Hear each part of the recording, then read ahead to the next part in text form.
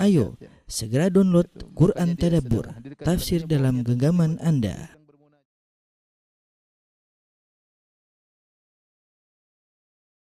Bismillahirrahmanirrahim. Assalamualaikum warahmatullahi wabarakatuh. Alhamdulillahi ala ihsani wa syukru lahu ala taufiqihi wa amtinani. Asyhadu an la ilaha illallah wahdahu la syarika lahu ta'ziman li sya'ni wa asyhadu anna Muhammadan abduhu wa rasuluhu da'ila ridwani. Allahumma salli alaihi wa ala alihi wa ashabihi wa ikhwani. Para hadirin, ikhwan dan akhwat, bapak dan ibu-ibu, para jamaah Majelis Ta'lim Samara yang dirahmati oleh Allah Subhanahu wa taala. Insyaallah pada kesempatan kali ini kita melanjutkan bahasan dari kitab Ahaditsul Akhlaq karya Syekh Abdul Razak Al-Badar hafizahullahu taala, dan kita akan bahas pada kesempatan kali ini tentang keutamaan islahu baina dzatil bain, ya, yaitu mendamaikan orang-orang yang bersengketa, ya. Ini adalah suatu ibadah yang memiliki keterkaitan sangat erat dengan masalah akhlak, yaitu seorang berjuang untuk mendamaikan dua orang yang bersengketa. Baik.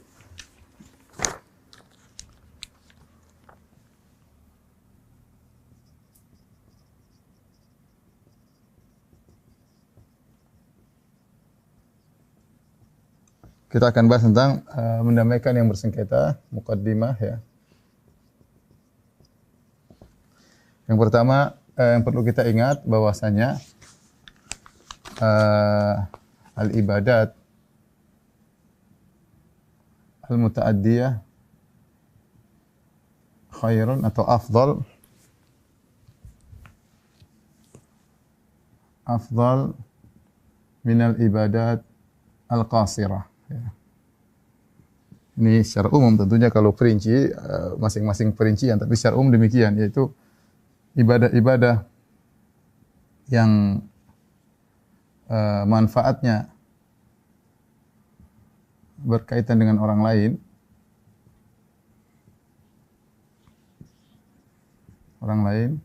lebih afdal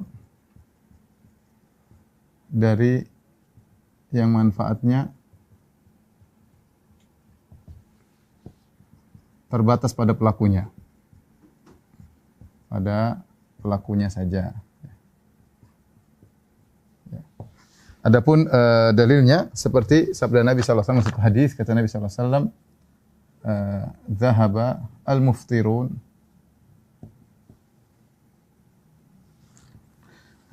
al-yaum bil ajr." Orang-orang yang berbuka pada hari ini mendapatkan ganjaran besar.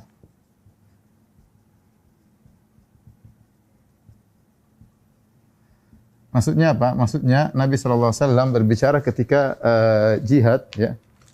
Ketika sedang jihad, Rasulullah SAW sebagian sahabat tetap puasa dan sebagian sahabat berbuka. Ya, dengan mereka berbuka puasa, pahalanya lebih besar ketika itu. Kenapa? Karena kalau mereka puasa, ibadahnya hanya untuk diri mereka sendiri. Tetapi ketika mereka berbuka, sehingga mereka lebih kuat untuk berjihad, dan ini manfaatnya untuk kaum muslimin. Kemudian yang lainnya berkhidmah untuk para mujahidin, ya. Karena kalau mereka dalam kondisi puasa sulit, ya. Tapi Rasulullah tidak melarang yang puasa, silakan. Tapi Rasulullah menjelaskan bahwasanya orang-orang yang berbuka ketika itu pahalanya lebih besar. Kenapa? Karena manfaatnya kepada kaum muslimin, ya. Demikian juga seperti sabda Nabi sallallahu alaihi wasallam dalam hadis riwayat Tabrani, "An amshi ma'a akhin fi hajatihi ahabbu ilayya min an a'takifa fi hadzal masjid syahran."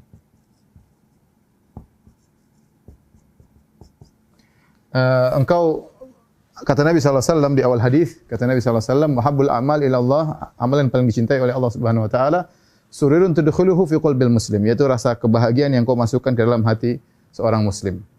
Au tatruda anhu ju'an, atau kau menghilangkan rasa laparnya, itu kasih makan. Au taqdi anhu dainan, atau kau melunaskan hutangnya. Au takshifa anhu kurbatan, atau kau menghilangkan penderitaannya. Kemudian kata Nabi, "La an amshi ma'a akhin li fi hajatihi", aku berjalan dengan saudaraku, kawanku dalam rangka untuk menemaninya memenuhi kebutuhannya keperluannya ahabbu ilayya, lebih aku sukai min an a'takifa fi hadzal masjid syahran, daripada aku iktikaf di Masjid Nabawi selama sebulan. Kita tidak ragu tentang keutamaan iktikaf. Ternyata Nabi SAW mengatakan, aku lebih suka membantu saudara aku daripada iktikaf. Kenapa? Karena iktikaf ibadah berkaitan dengan diri sendiri. Adapun membantu saudara berkaitan dengan orang lain, ya. Dan kita tahu bahwasanya mendamaikan, ya,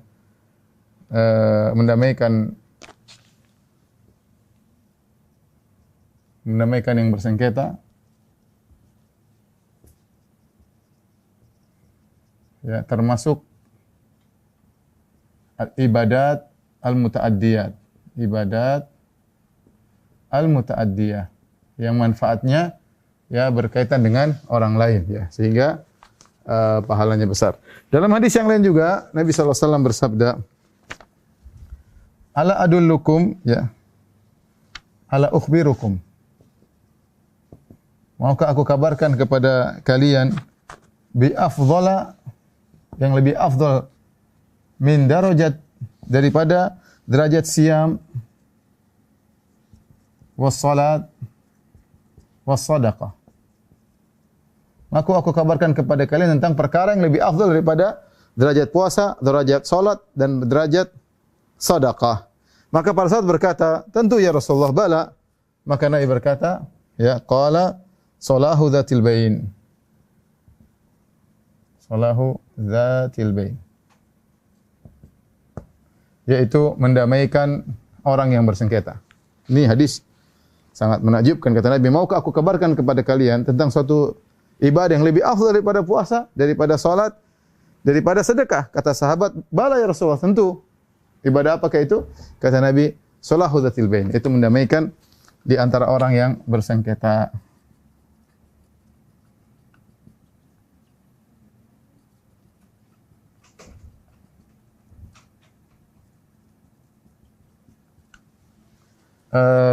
Kemudian yang kedua, kita bicara sekarang secara khusus, ya, keutamaan khusus tentang keutamaan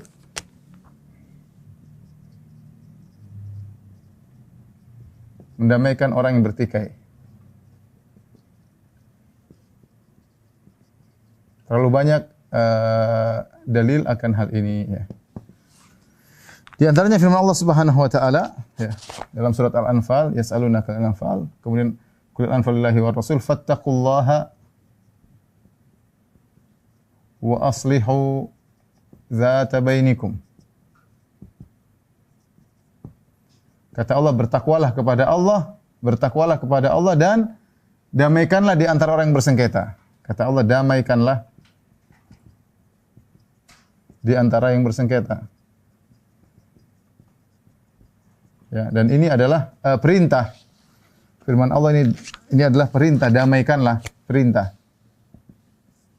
Menunjukkan bahwasanya Allah memerintahkan kita untuk mendamaikan di antara kaum muslimin yang bertikai. Kemudian juga firman Allah Subhanahu wa taala surat An-Nisa, kata Allah Subhanahu wa taala, la khaira fi katsirin min najwahum illa man amara bi sadaqatin aw ma'rufin aw islahun bainan nas. Wa may yaf'al dzalika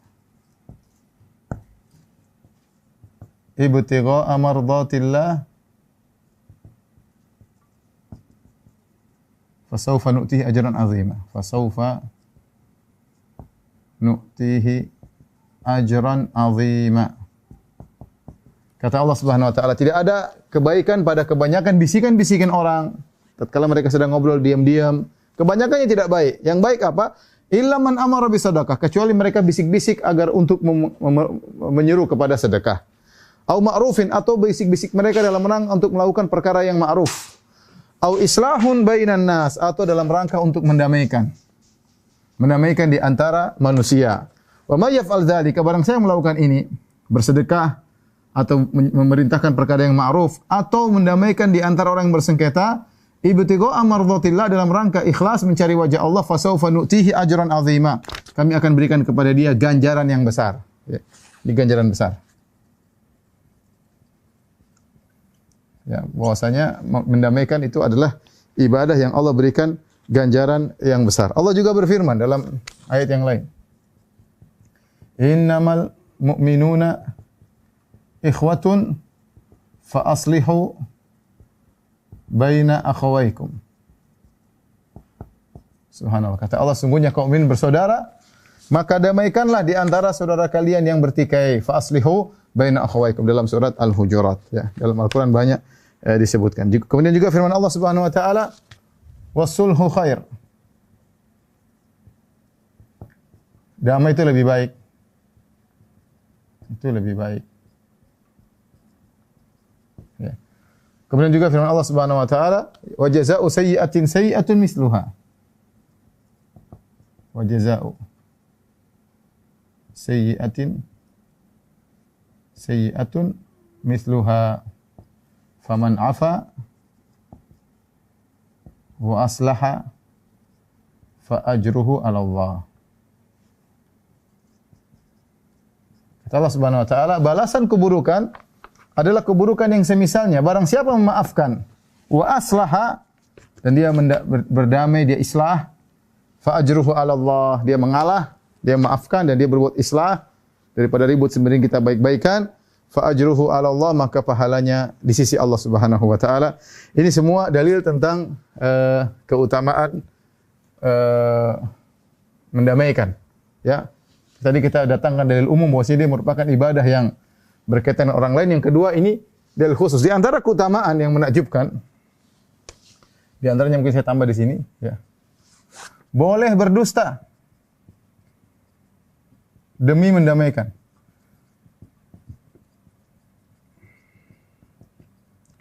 Nabi SAW mengatakan, la yahillul kadhib illa fi thalath. Tidak halal dusta kecuali pada 3 perkara. Ya. La yahillul kadhib illa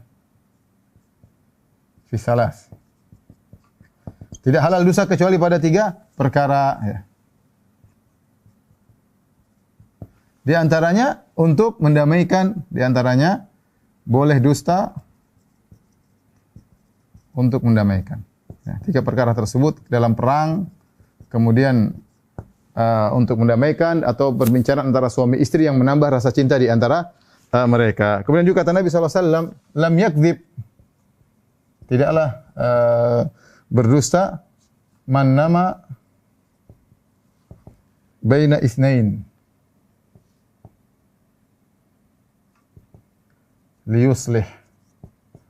Tidaklah berdusta, kata Nabi, tidaklah berdusta orang yang berbicara bohong untuk mendamaikan 2 orang. Ya, tidak berdusta, tidak dikatakan dusta. Orang yang berbohong di antara 2 orang untuk mendamaikan mereka.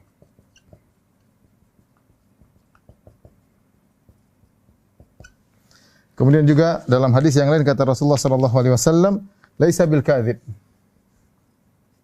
Laisa bil kadzib, ya.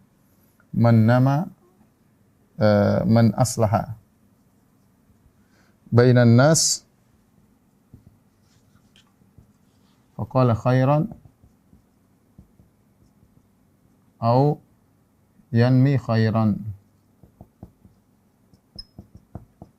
Kata Nabi, bukanlah seorang berdusta orang yang mendamaikan di antara manusia, kemudian dia berkata-kata yang baik, atau dia menyampaikan yang baik. Nanti akan kita bahas. Tapi intinya saya ingin sampaikan, dusta ini sebagian ulama mengatakan hukum asalnya dosa besar.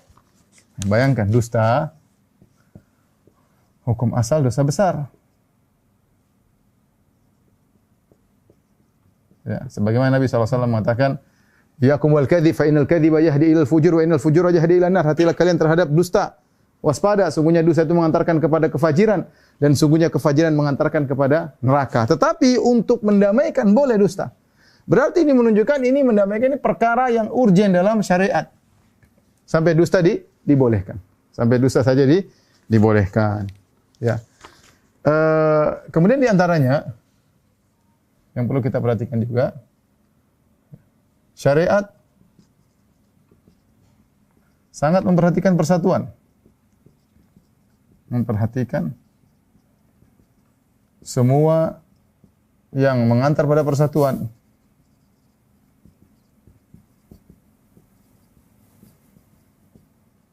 Dan sebaliknya, ya, sebaliknya tentunya sangat tidak suka dengan perkara yang bisa memecah persatuan. Perhatikan, semua perkara yang bisa mengantar kepada persatuan disyariatkan oleh syariat. Contoh apa? Senyum. Contoh berjabatan ketika ketemu. Contoh assalamualaikum warahmatullahi wabarakatuh. Ya, ya, semuanya. Contoh memberi hadiah. Ya, contoh banyak semua hal yang mengantarkan kepada kasih sayang. Ya, perhatian sama tangga. Kalau ada orang sakit dijenguk. Ini semua perkara-perkara disyariatkan dalam rangka untuk menjaga persatuan. Innamal mu'minuna ikhwah. Sungguhnya orang beriman itu adalah bersaudara. Sebaliknya semua perkara yang mengantarkan kepada perpecahan semuanya diharamkan. Ghibah, namimah, ya, ya, adu domba, ghibah, namimah. Kemudian apa lagi? Banyak. Suudzon, berburuk sangka, tajassus, cari-cari kesalahan. Ini semua menimbulkan apa? Pertikaian, ya. Kemudian menyebarkan rahasia, semua hal, ya. Membeli di atas pembelian saudara, menjual di atas penjualan saudara, melamar di atas lamaran saudara. Ini semua perkara diharamkan. Kenapa? Karena bisa memecah persatuan. Sampai berbisik-bisik di antara dua orang. Ketika ada tiga orang, dua orang berbisik, satunya tidak diajak, juga diharamkan, ya. Kenapa? Karena fa inna dzalika yuhzinuhu, karena orang ketiga akan merasa sedih ketika kita berdua cuma berbisik-bisik, tidak ngajak bicara orang yang ketiga. Nabi larang, karena itu semua bisa memecahkan persatuan. Yang terakhir yang saya ingatkan, ya, ini di mukadimah, bahayanya, ya, bahaya bersengketa.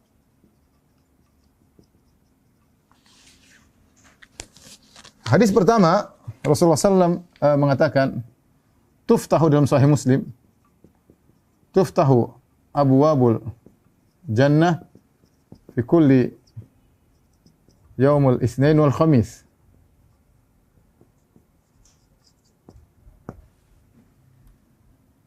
Fayughfaru likulli 'abdin la yusyrik billahi syai'a.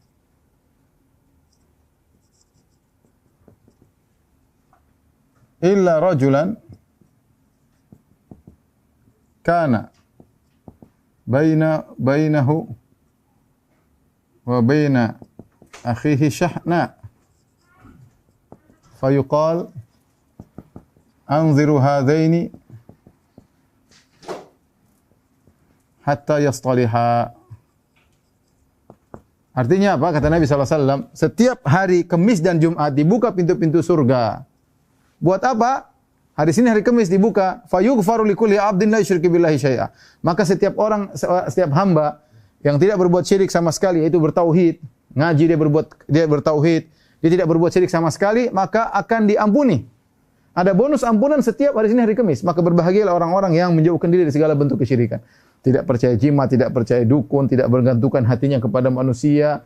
Semuanya hanya berdoa kepada Allah. Dia selalu bertauhid.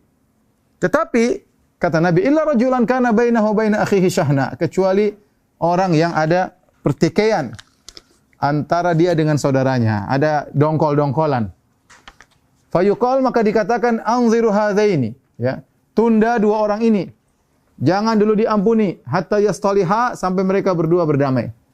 Tunda dulu, dikatakan kepada malaikat, jangan dulu ampuni kedua orang ini sampai mereka berdua damai, hatta yastaliha. Maka sungguh merugi orang-orang yang mungkin dia sudah bertauhid, tidak melakukan kesyirikan. Ternyata dia punya masalah sama orang. Ya, ternyata ampunannya tidak dibonuskan kepada dia, tidak dapat bonus ampunan setiap hari Senin, hari Kamis. Dan sungguh berbahagia orang yang hatinya lapang, tidak ada masalah sama orang.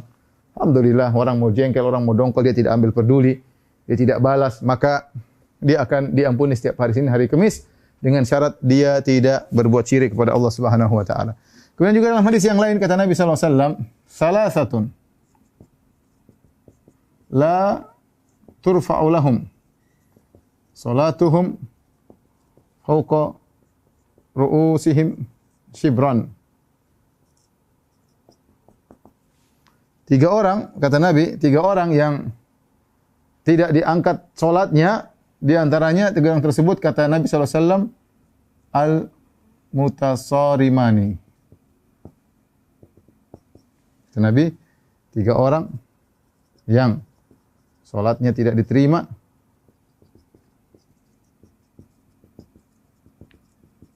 di antaranya 2 orang yang saling memboikot, saling dieman kalau bahasa kita. Diem-dieman. Apa? Boikot kalau hajar kalau bahasa syar'inya. Ya. Ini 2 orang ini tidak diterima salatnya. Waliyadzubillah. Ya. Maka seorang waspada ya. Jangan sampai dia terjebak karena egonya ribut sama saudaranya, akhirnya salatnya tidak diterima, akhirnya bonus ampunan tidak dia dapat. Ini semua ikhwan dan akhwat para jamaah Majelis Ta'lim Samara. Poin-poin ini tadi ini menunjukkan tentang pentingnya mendamaikan orang yang bersengketa.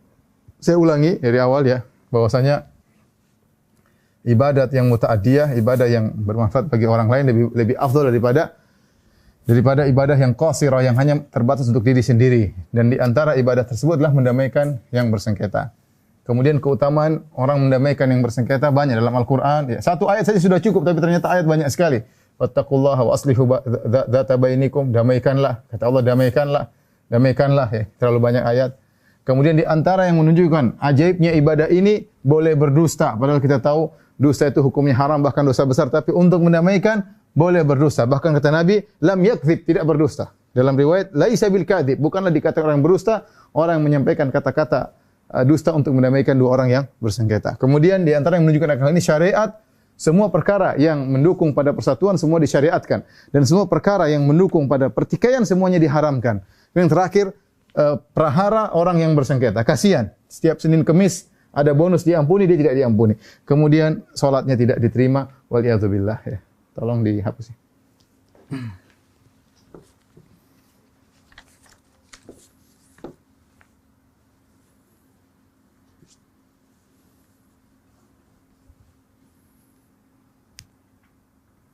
Setelah ini kita akan bahas tentang macam-macam islah.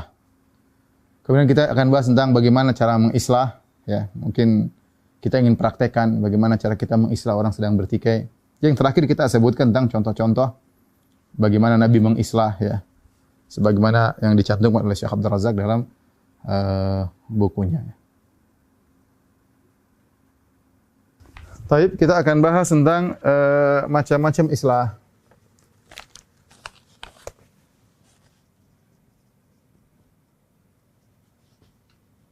Islah ya, mendamaikan.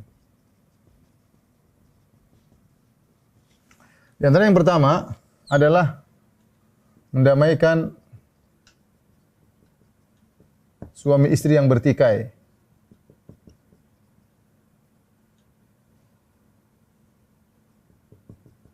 Yang bertikai. Kemudian yang kedua, mendamaikan kaum muslimin yang berperang. Yang berperang.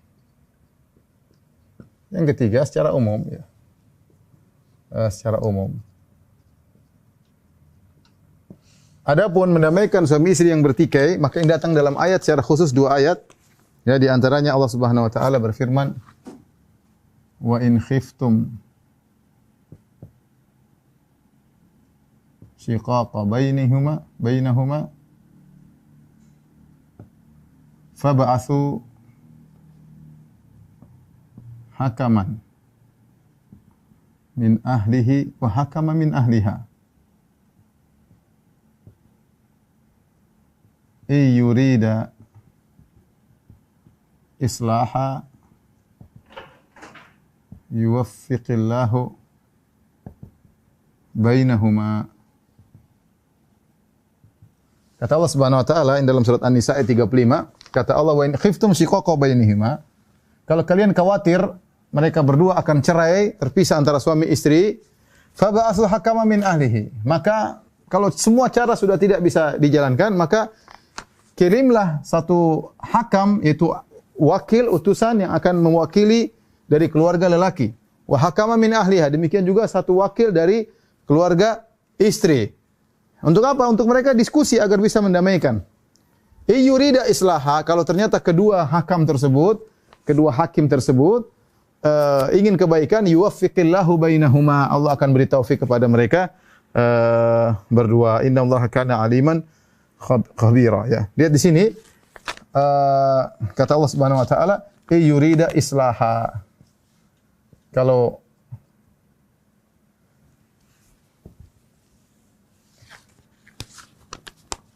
jika kedua hakam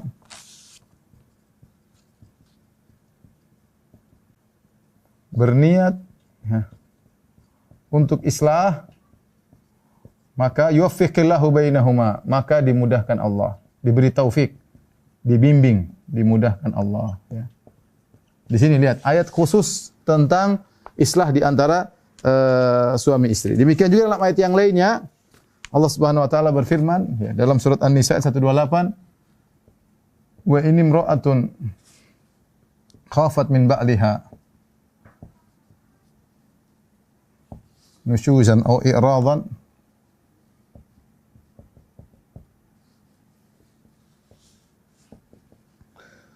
fala junaha 'alaihima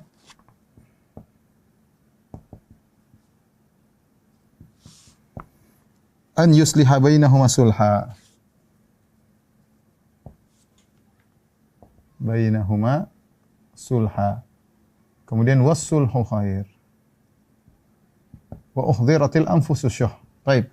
Kata Allah Subhanahu wa taala, jika seorang wanita khawatir dari suaminya, nusyuz, suaminya mulai membangkang atau tidak suka, ya, atau yang lainnya, au i'radan, atau suaminya berpaling, tidak perhatian sama dia, fala junah alaihima, maka tidak mengapa di antara keduanya ayusliha, keduanya melakukan islah di antara keduanya. Ya, disuruh islah di antara keduanya. Wasulhu khair, dan islah adalah baik, ya. Ikhwan dan akhwat yang dirahmati Allah Subhanahu, di antara bentuk pertikaian yang paling banyak terjadi adalah pertikaian suami istri. Kita kalau mendengar curhat, paling menjengkelkan atau paling mengenaskan adalah curhat antara suami istri. Ribut mereka berdua, entah masalah ini, entah masalah anu, banyak permasalahan. Entah masalah poligami, entah masalah tidak poligami, masalah ini, masalah anu, ketidakcocokan, banyak. Sampai pada mau cerai, maki-makian, banting-bantingan, banyak. Dan itu yang disukai oleh iblis. Iblis ingin agar orang bercerai. Sebenarnya dalam hadis, inna iblis wada'a arsyahu 'alal ma' tsumma yab'atsu sarayahu. Iblis meletakkan singgasananya di air, kemudian dia ngutus anak buahnya. Fa'adnahum minhum manzilatan a'dhamuhum fitnah. Yang paling dekat dengan iblis, ya, adalah yang paling besar fitnahnya. Fayaji'u ahadum, setelah mereka menggoda, mereka lapor, wah, iblis saya sudah melakukan demikian-demikian. Kata iblis, ma fa'alta syai'an, kau belum melakukan apa-apa. Ada lagi yang lapor, iblis saya sudah gini. Kata iblis, ma fa'alta syai'an, kau belum melakukan apa-apa. Sampai ada satu setan datang lapor, la azalu bihi hatta farraqtu bainahu wa baina zaujatihi. Aku terus menggoda sang lelaki sampai akhirnya dia menceraikan istrinya. Kata iblis, nikma anta, ente iblis, ente setan yang top, ya. Kenapa? Karena ente telah berhasil menceraikan seorang suami dari istrinya. Jadi kita semua harus tahu bahwasanya perceraian suami istri itu adalah program utama iblis. Program utama iblis. Maka jangan kita terjebak dengan program tersebut. Ya, laki-laki, perempuan, ya, harus sabar, ya, berusaha untuk islah, wassulhu khair. Perdamaian itu baik, ya. Nabi Allah Subhanahu wa taala berfirman juga dalam ayat yang lain, ya. Fa in karihtumuhunna, jika kalian benci kepada istri kalian, fa asa an takrahu syai'an, bisa jadi kau benci sesuatu, wa yaj'allahu fi khairan katsira. Ternyata Allah berikan kebaikan yang banyak di balik ketidaksukaanmu terhadap istrimu jika engkau bersabar. Saya katakan demikian juga seorang wanita terhadap suami. Kalau ternyata Allah mengujinya dengan suami yang tidak sesuai dengan dia harapkan, maka bersabar, semoga di balik itu ada banyak kebaikan. Ini mendamaikan suami istri, dalam Al-Quran Allah sebutkan. Yang kedua, mendamaikan di antara dua kaum mukminin yang bertikai. Kata Allah Subhanahu wa taala, wa in ta'ifatani minal mu'minina qatatalu faslihu bainahuma.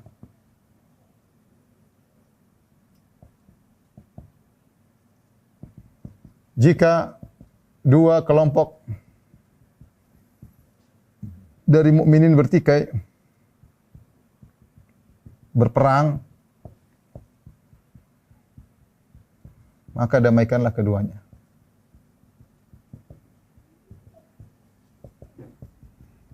Bayangkan, orang bertikai, mau perang-perang, bunuh-bunuhan, terus kita bisa mendamaikan, luar biasa. Makanya Nabi memuji Hasan.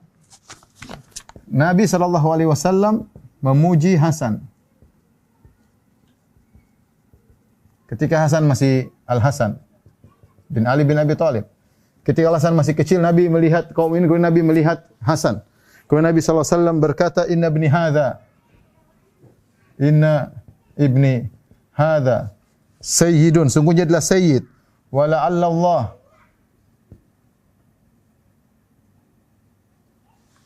Allah ayyusliha bihi baina fi'ataini azimataini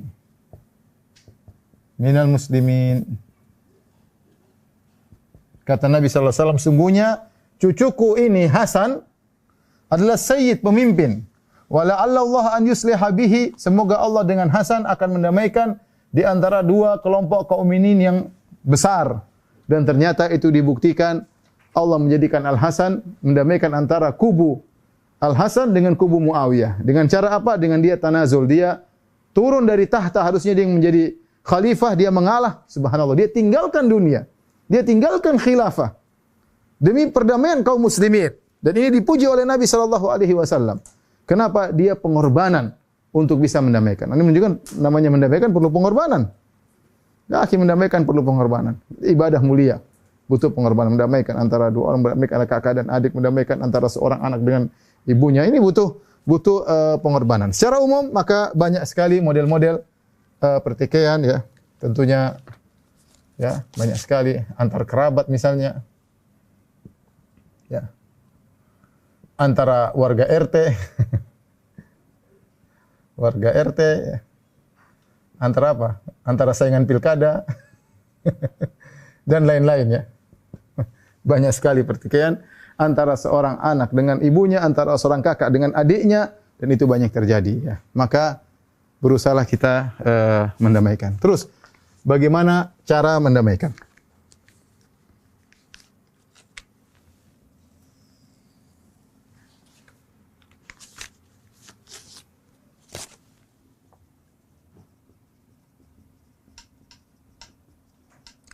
Ada hal-hal yang harus kita perhatikan, ya.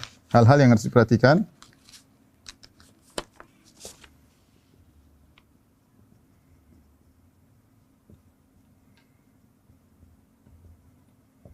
Yang pertama, ikhwan dan akhwat, para jamaah Majelis Salim Samara, yang mendamaikan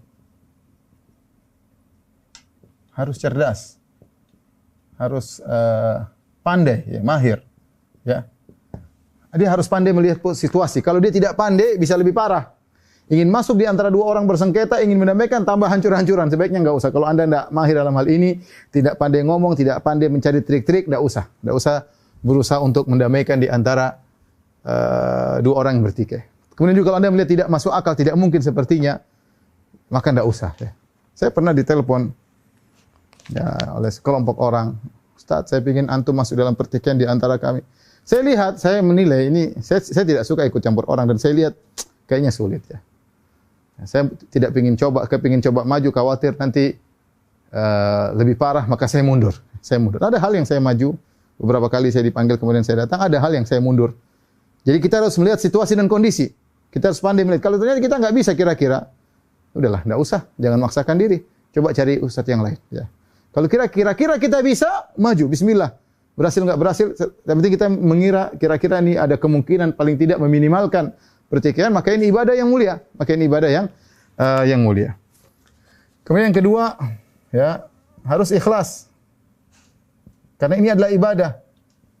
Ini adalah ibadah, bukan untuk pamer kepada orang bahwasanya saya sudah mendamaikan ini dan ini. Ikhlas bukan untuk pamer. Sampai mengatakan, oh semua orang kalau masalah ke saya yang bisa menyelesaikan. Itu pamer namanya. Ini ibadah, bukan untuk riya. Alhamdulillah kalau ada, ya sudahlah. Itu kita hanya usaha yang buat hati mereka bersatu kembali. Allah, bukan kita. Bukan kita. Maka ini harus ikhlas, tidak boleh kita buat lahan untuk pamer. Karenanya Allah Subhanahu wa taala ketika berfirman tadi, la khaira fi katsirin min najwahum illa man amara bi shadaqatin aw ma'rufin aw islahin bainan nas. Wa may yaf'al dzalika bitigha'a mardhatillahi fasawfa nu'tihi ajran 'azima. Kata Allah, wa may yaf'al dzalika ibtigha'a mardhatillah fasawfa nu'tihi ajran 'azima. Barang siapa yang melakukan itu, melakukan islah karena mencari keridhaan Allah, maka kami akan berikan kepada dia ganjaran yang besar. Jadi syaratnya harus ikhlas, harus ikhlas. Ya. Kemudian di antaranya harus adil tentunya, ya. Harus adil. Nabi SAW mengatakan tentang apa namanya, di antara sedekah adalah bentuk sedekah, kata Nabi SAW, ta'dil bainal itsnain. Engkau adil, ya. Adil di antara dua orang yang bersengketa. Ya. Jangan kita miring sebelah. Ingat ya, jangan miring sebelah. Kita berusaha agar mereka berdua ridha, tidak boleh milih sebelah, ya. Siapa yang menghukum di antara dua orang, dia adalah hakim. Hati-hati, ya. Kita ingin bela ini, enggak, kita ingin mendamaikan, bukan masalah bela-belaan. Kata Allah Subhanahu wa taala, "Iyurida islaha yuwaffiqillahu bainahuma." Kalau kedua hakim tadi yang dikirim untuk mendamaikan dua orang suami istri yang bertengkar, ingin kebaikan, Allah akan beri taufik agar mereka bisa damai. Kemudian di antaranya boleh berdusta. Boleh berdusta. Ini tadi sudah kita sebutkan, ya, bahwasanya ketika seorang mendamaikan dia boleh berdusta. Jika mampu untuk bertauriah, jika mampu untuk tauriah itu lebih utama. Itu lebih utama. Apa itu tauriah? Tauriah itu artinya berucap kata-kata yang benar tapi disalahpahami oleh pendengar. Itu namanya tauriah. Ucapkan kata-kata yang benar tapi disalahpahami oleh yang mendengar, ya. Seperti ketika Abu Bakar dengan Nabi SAW sedang berhijrah, sementara Nabi dan Abu Bakar sedang dicari-cari oleh orang Quraisy. Sebagian bertanya, "Ya Abu Bakar, siapa di depanmu itu?" Abu Bakar, Nabi jalan depan, Abu Bakar di belakang. Kata Nabi, "Hadza hadin ila thariq." Ini penunjuk jalan. Orang menyangka Muhammad SAW menjadi penunjuk jalan Abu Bakar. Ternyata maksud Abu Bakar ini penunjuk jalan menuju surga, bukan penunjuk jalan menuju Mekah, bukan penunjuk jalan menuju Madinah. Ini contoh tauriah, ya. Kalau kita bisa ngomong seperti itu, contoh. Kita mendengar saudara kita yang si A dan si B bertengkar. Sudah bertengkar bertahun-tahun. Kemudian si B pernah berdoa, Allah maghfiril muslimin. Dia ngomong, "Ya Allah, ampunilah kaum muslimin." Omongnya secara umum. Terus kita bilang sama si A, "WA, kemarin enggak tahu tiba-tiba saya dengar si A, si B ngomong doain kamu." Dia ngomong apa? Dia bilang, "Semoga Allah mengampunimu." Masa dia doain saya? Iya. Dia bilang, "Semoga Allah mengampunimu." Ya. Padahal maksud kita, dia mendoakan kaum muslimin secara umum dan kamu termasuk kaum muslimin. Ini contoh tauriah. Tauriah itu kata-kata yang benar tapi disampaikan sehingga disalahpahami oleh yang mendengar dengan tujuan kebaikan, ya. Kemudian di antaranya, namun kalau tidak mampu, namun kalau harus dusta,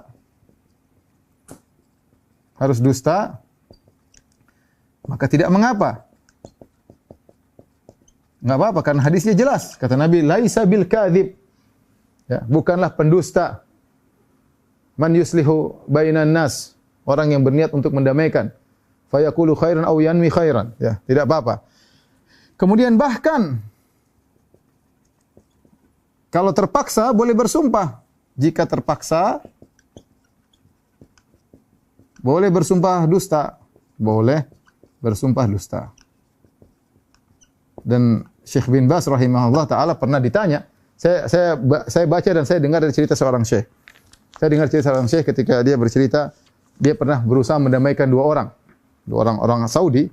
Dia berusaha mendamaikan dua orang Saudi yang sudah lama bertikai bertahun-tahun. Akhirnya dia datang kepada si A dan si B. Dia bilang, si B, si A kayaknya pingin baik sama kamu, sudah lama gini. Masa iya benar sudah.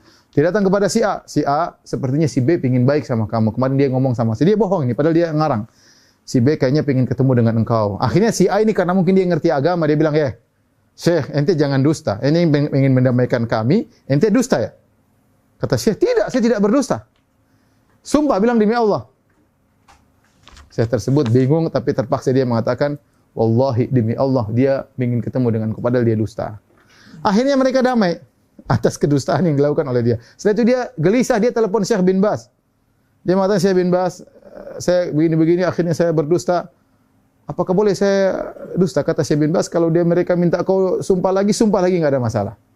Ini saya dengar sudah lama. Sekarang saya baru baca, ternyata memang ada fatwa. Syekh bin Baz pernah ditanya dengan pertanyaan yang sama. Jadi mengatakan tidak mengabur dusta. Tapi beliau mengatakan kalau bisa tauriah, kalau bisa menghindari dosa itu yang terbaik. Tapi seandainya kalau terpaksa harus sumpah dusta, maka untuk mendamaikan itu boleh. Makanya saya ingatkan, memang kalau yang ingin masuk dalam bab ini harus pandai-pandai ya. Harus pandai ngatur strategi ya. Pandai mengambil hati dan yang lainnya ya. Kemudian ya, kalau kita jangan cerita-cerita keburukan, jangan nukil-nukil keburukan-keburukan. Ya, sebagian orang terlalu polos ya, semua dia nukilkan kepada si B ngomong apa tentang A, dia nukilkan semuanya. Akhirnya si A ngamuk. Sama dia nukilkan A ngomong apa tentang B, si nukilkan semuanya. Akhirnya ngamuk.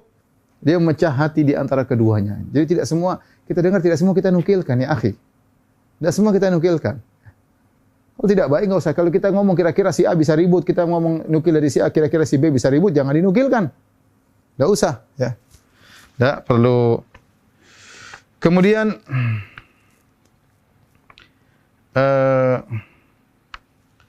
di antara yang dia lakukan adalah mengingatkan keduanya untuk bertakwa kepada Allah. Ya bisa diceritakan tentang bahayanya bertikai, kemudian mungkin keutamaan kalau berdamai dan yang lain-lain. Dan boleh dia mendamaikan dengan uang, dengan harta. Dan ini saya pernah lihat sendiri ketika saya haji di Mekah. Kemudian ada seorang syekh yang kebetulan hajian sama saya. Kemudian ada orang bertengkar.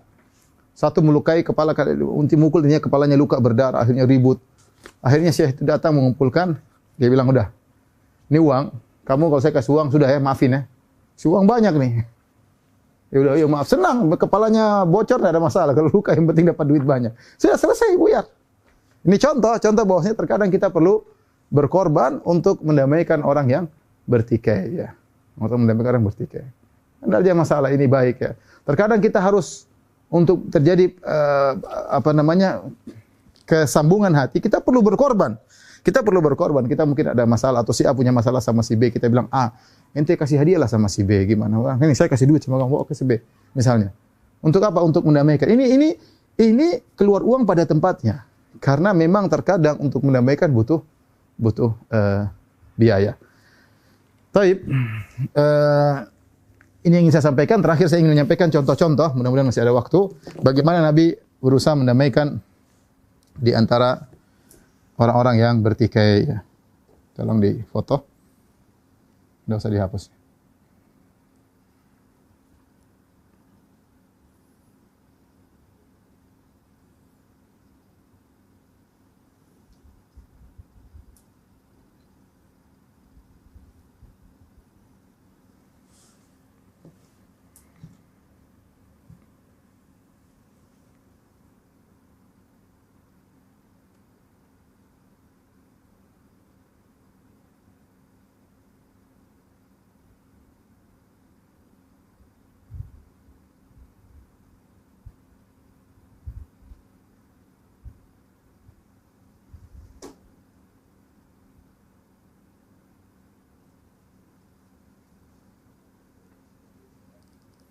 Taib, kita akan bacakan ya beberapa usaha mendamaikan yang dilakukan oleh Nabi sallallahu alaihi wasallam.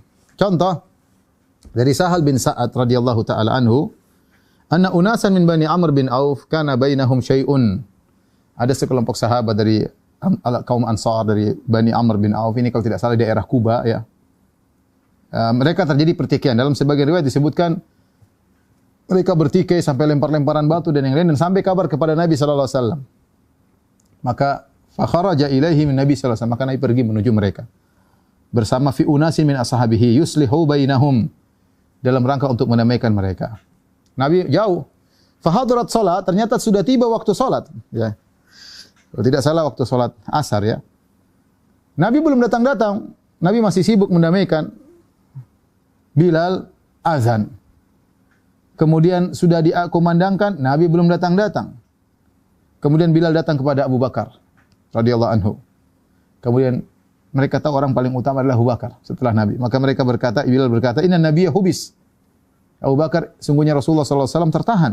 Waqad hadaratis salat, sudah tiba waktu salat. Fahallaka anta umman nas? Maukah engkau mengimami kami? Ya Abu Bakar, ya bagaimana lagi? Faqala na'am, enggak apa-apa. In syi'ta, kalau kau mau ya enggak ada masalah. Fa aqama salat. Maka akhirnya Bilal qomat, kemudian Abu Bakar maju jadi imam. Ketika Abu Bakar sedang jadi imam, datanglah Nabi sallallahu alaihi wasallam masuk di antara saf-saf, kemudian tiba di saf awal. Maka orang-orang kasih tahu Nabi, kata Abu Bakar ya.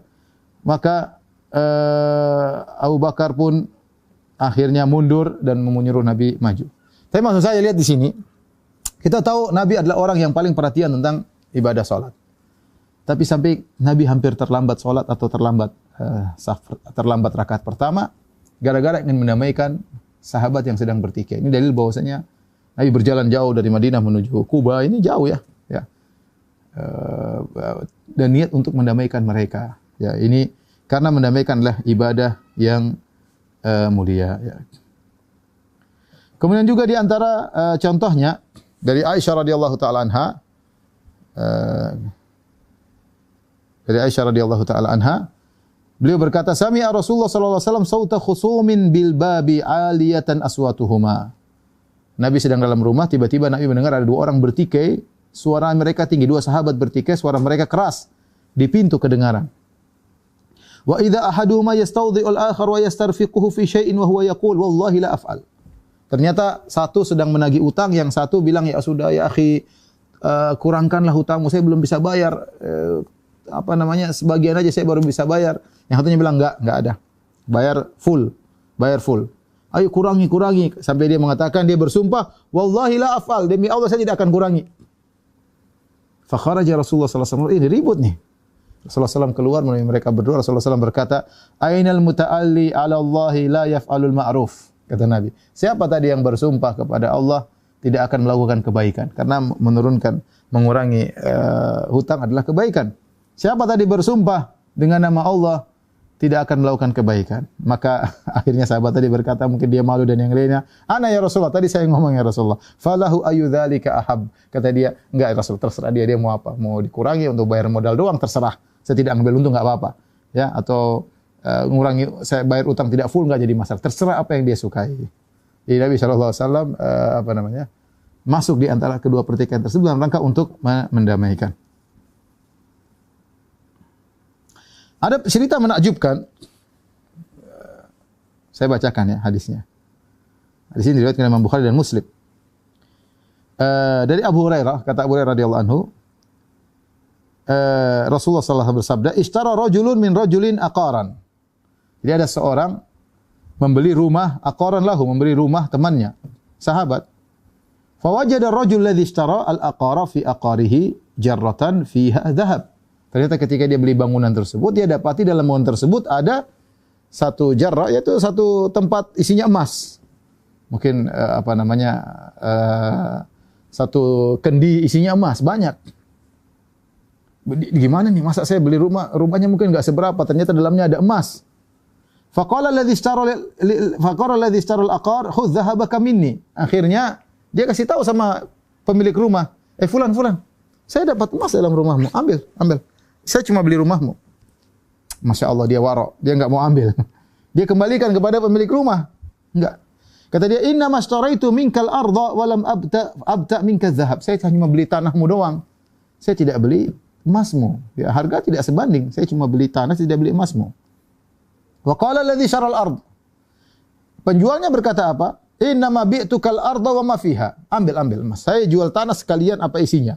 Ambil. Subhanallah, dua-duanya takut berdosa.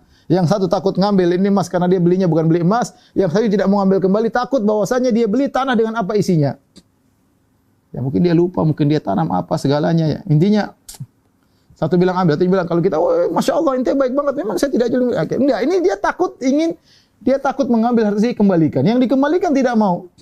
Ribut mereka. Menakjubkan. Fatahakama ila rajulin. Ya, maka dua orang ini pun berhukum kepada salah seorang. Nabi cerita tentang dua orang. Maka dua orang ini pun berhukum kepada salah seorang. Faqala alladhi tahakama ilaihi alakum walad. Ini bukan Nabi, tapi Nabi menceritakan tentang kisah ini.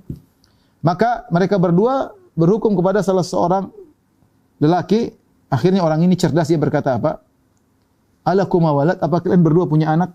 Kalian ribut, ini mas gimana ini? Kalian berdua punya anak? Faqala ahaduhuma li gulam. Yang satu berkata saya punya anak laki-laki. Wa qala al-akhar li jariyah. Yang satu mengatakan saya punya anak perempuan.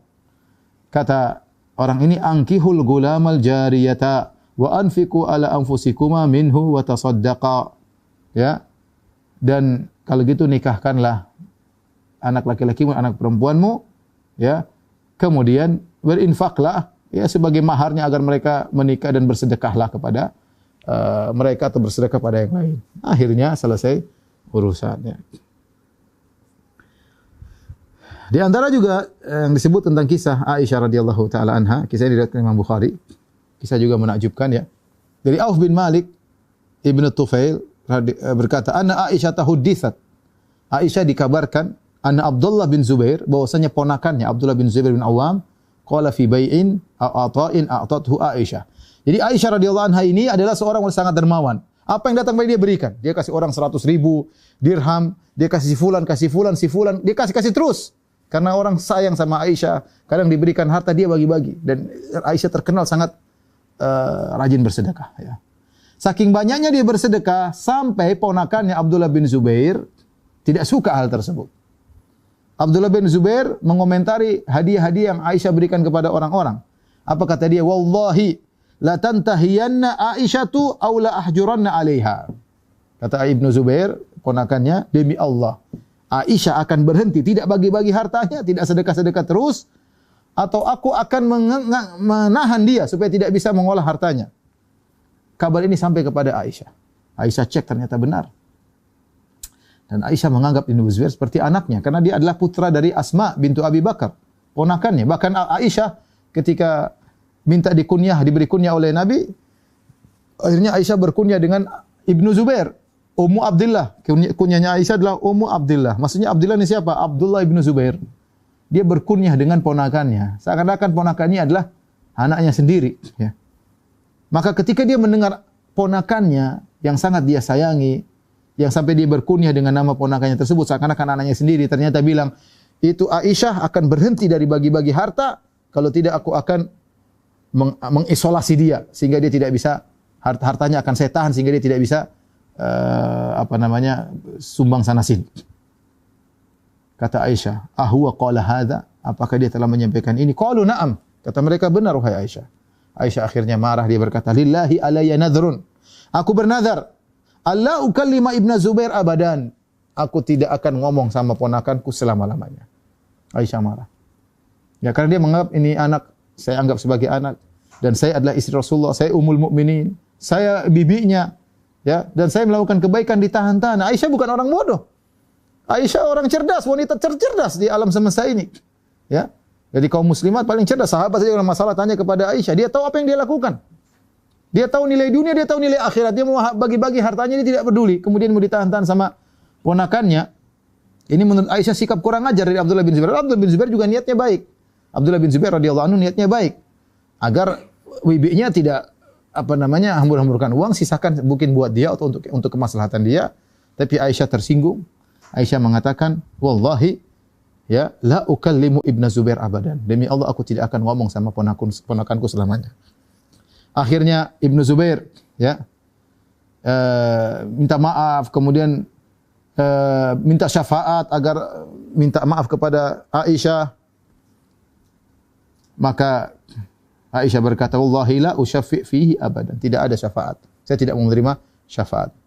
Wala atahannatsu ila nadhir. Saya tidak mau membatalkan nazar saya. Saya sudah bernazar, saya tidak mau membatalkan.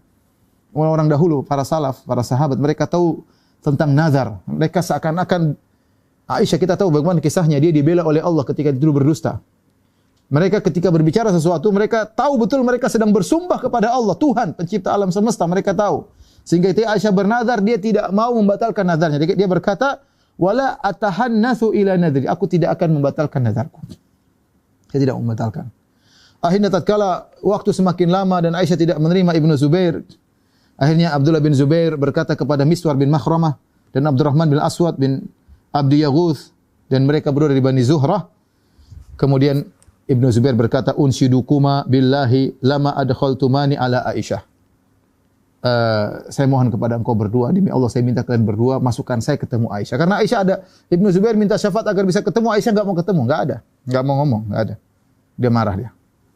Akhirnya dia minta tolong dua orang ini agar memberi masukan dia bisa ketemu Aisyah. Akhirnya kedua orang ini cerdas, dia ingin mendamaikan di antara Aisyah dengan radhiyallahu anhu dengan Abdullah bin Zubair radhiyallahu anhu. Ya, radhiyallahu anhuma, dia sahabat, bapaknya juga sahabat. Akhirnya Miswar, bagaimana cara mereka lakukan? Mereka melakukan trik. Al-Miswar dan Abdurrahman, mereka menggunakan dua kain mereka, ya, menggunakan baju mereka, kemudian mereka minta izin ketemu Aisyah. Mereka berdua berkata bareng-bareng, lihat trik mereka. Mereka berdua berkata, "Assalamu alayki warahmatullahi wabarakatuh." Assalamu alayki, dua-dua ngomong sekalian. "Anadkhul, bolehkah kami masuk?" Masuk ke rumah Aisyah tentu di balik hijab. Kata Aisyah, "Udkhulu." Silakan masuk. Padahal mereka bertiga. Ada Al-Miswar, ada Abdurrahman, dan ada Abdullah bin Zubair. Tapi yang ngucapin salam dua orang aja. Mereka melakukan trik, hilah ya. "Assalamualaikum. Bolehkah kami masuk?" "Silakan masuk," kata Aisyah. "Kulluna, kami semua boleh masuk?" Kata Aisyah, "Na'am ya." Bertiga maksudnya. Bukan berdua tapi bertiga. Akhirnya, "Udkhulu kullukum." Kata Aisyah, "Kalian masuk semuanya." Dan dia tidak tahu ternyata, Aisyah tidak tahu ternyata di antara mereka berdua ada orang ketiga, yaitu Abdullah bin Zubair, ponakannya. Falamma dakhalu, tatkala mereka masuk, Ibnu Zubair langsung masuk ke dalam hijab. Ada tirai, dia masuk ke dalamnya, kemudian dia peluk bibinya Aisyah radhiyallahu taala anha. Wa tafiqa yunashiduha wa yabki, dia pun menangis, "Ya bibiku, maafkan aku, wahai bibiku, maafkan aku." Dia nangis. Kemudian Miswar dan Abdurrahman juga bilang, "Wahai Aisyah, wahai ibunda, ayo bicara sama dia, ayo bicara sama dia. Terimalah minta maafnya." Ya. Mereka nasihati, "Wahai Aisyah, bukankah kau tahu bahwasanya Rasulullah melarang untuk memboikot, apalagi memboikot ponakan?" Mereka sebutkan hadis, tidak halal bagi seorang muslim untuk memboikot seorang lebih dari 3 hari. Ini mereka mengajari Aisyah. Aisyah tahu itu semua ya. Tapi Aisyah menganggap ini kesalahan berkaitan dengan durhaka kepada orang tua, durhaka kepada seakan-akan dia ibunya. Terus mereka rayu, sementara Abdullah bin Zubair nangis sudah peluk bibinya, tidak mau lepas. Apa kata Aisyah ya? Akhirnya ketika diingatkan terus, kemudian Aisyah pun menangis. Aisyah juga menangis. Dia mengatakan apa? "Tidak bisa, ini nazartu. Aku sudah bernazar kepada Allah, tidak mau ngomong sama dia. Tidak bisa saya batalkan nazarku. Wan nadharu syadid, dan sumpah itu nazar itu berat. Tidak mungkin saya langgar." Mereka terus ngomong, ayo ngomong sama Ibnu Zubair. Akhirnya Aisyah pun luluh. Akhirnya dia pun berbicara dengan Ibnu Zubair dan dia memerdekakan 40 orang budak. Padahal kalau batal nazar cuma puasa 3 hari cukup. Atau 1 budak cukup. Ini 40 budak karena Aisyah tahu nazar dia kepada Allah tidak sembarangan. Akhirnya dia pun damai dengan ponakannya dan dia pun merdekakan 40 orang budak dan dia menangis sampai akhirnya air matanya hatta tabulla dumu'uha khimaraha, sampai jilbabnya penuh dengan air mata. Hadis riwayat Al-Bukhari dalam sahihnya. Jadi ini di antara ikhwan dan akhwat yang dirahmati oleh Subhanahu wa taala ya. Bagaimana kisah-kisah orang-orang yang berusaha untuk mendamaikan di antara kaum muslimin yang bertikai. Tentu banyak kisah-kisah yang lain, tapi waktu sudah selesai. Saya rasa ini saja yang saya sampaikan. Semoga Allah menjadikan kita di antara hamba-hamba Allah yang tidak suka bertikai. Kalau bertikai mudah memaafkan. Kalau ada saudara kita bertikai, kita berusaha masuk di antara mereka untuk mendamaikan. Karena mendamaikan dua orang bersengketa ibadahnya adalah ibadah yang agung, pahalanya sangat besar. Wallahu taala alam bisawab. Demikian saja kajian kita kepada para jamaah Majelis Taklim Samara ya. Semoga pertemuan kita diberkahi oleh Allah Subhanahu wa taala. Insyaallah kita bertemu dalam kajian berikutnya. Subhanakallah bihamdik asyhadu an la ilaha illa anta astaghfiruka wa atubu ilaik. Assalamualaikum warahmatullahi wabarakatuh. Waalaikumsalam warahmatullahi wabarakatuh.